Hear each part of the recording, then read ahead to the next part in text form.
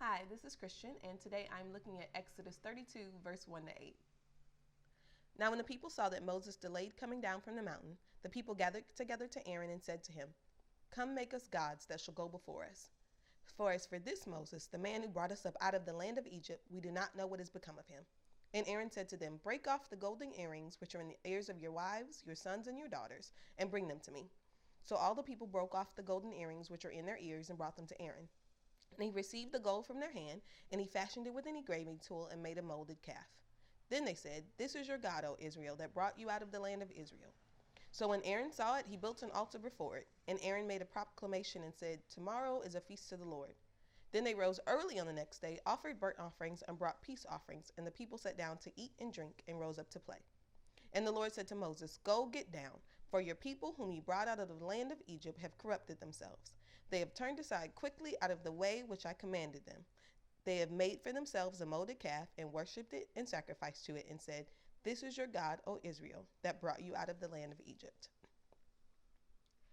The next statement that I am about to make, people are probably going to say is quite blasphemous. However, I'm going to say it out loud and you're thinking it in your head. And it's the fact that God's timing can sometimes be the most frustrating thing that we ever have to deal with. In verse 1 right here, Israelites, they say, "God, it's taking too long. He's been gone for too long. We need to do something." Verse 8, God says, "Go," because they've quickly changed. What the people thought was taking far too long, God said, "You changed in an instant. You changed quickly. You didn't even wait." And they were thinking it was delayed. I think we find ourselves in that situation a lot of times where we are going, "Oh my God, oh my God, oh my God, this is taking too long. I've been trying, I've been praying, I've been fasting, I've been doing everything." And God is going, "Hasn't been that long at all." What he defines as soon is definitely not what we define as soon. And I know I find myself definitely in this set of scriptures because what happens is they look at it and they go, "Oh my gosh, this is taking too long." So they actually decide to start to make plans to fix it themselves. They said, "He's been delayed coming. We don't know if he's coming back. We need to fix this out. We need to make our own gods."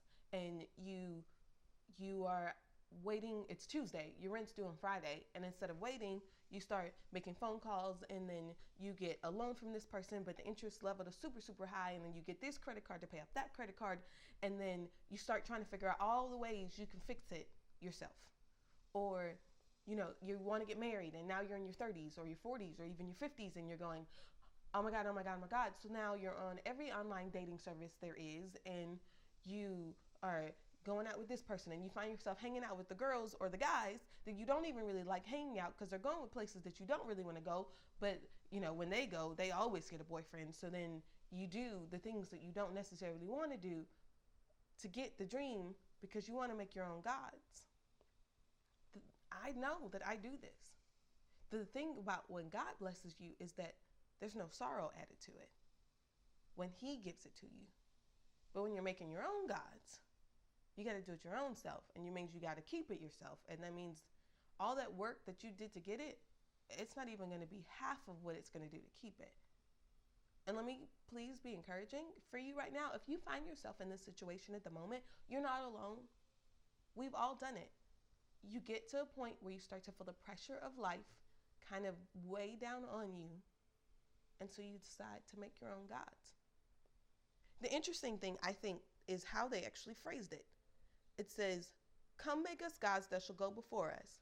For as for this Moses, the man who brought us up out of the land of Egypt, we do not know what has become of him." The God who's been faithful, the God who's been there, the one who brought you out of Egypt, the one who came to you when you were yet a sinner, he died for you, the one who's been faithful year after year, the one who's continued to bless you, the one who's been a comforter when you need it, the God who's been faithful day after day after day, that's the one that we're not sure if he's coming. Isn't that interesting? We do that. At no point in life has God ever not been faithful. Yet we still find ourselves going, "Is he coming?" The Hebrew word for delayed here, it also means to be disappointed. And I think sometimes we find ourselves in that situation where you prayed for something that didn't happen, or it's been years for something that you've been waiting for, or which always a killer is when you're waiting and believing God for something and then somebody else gets it and you find yourself disappointed.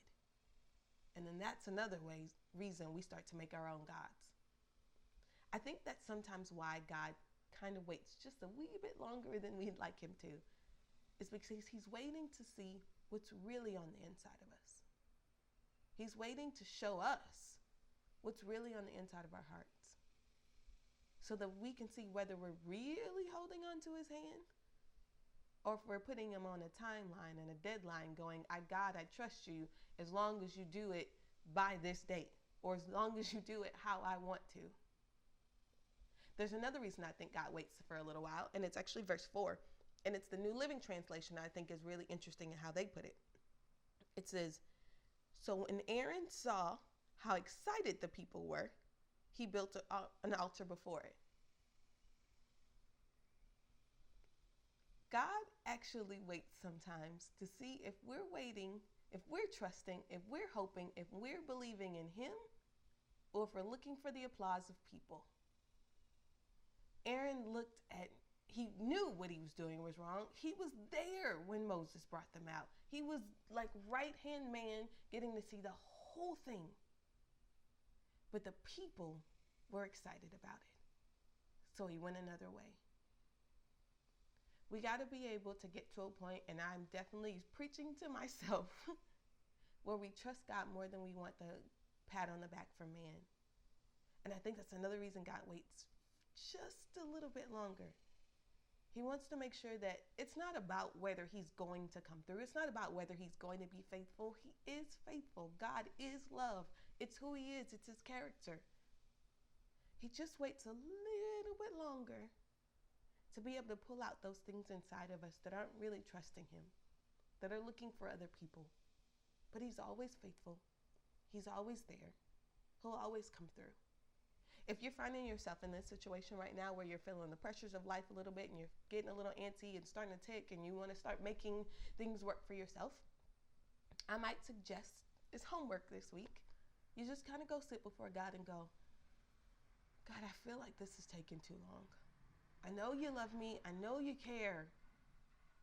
But this is just feeling like it's taking a little bit too long. But I trust you. And just let him wash over you.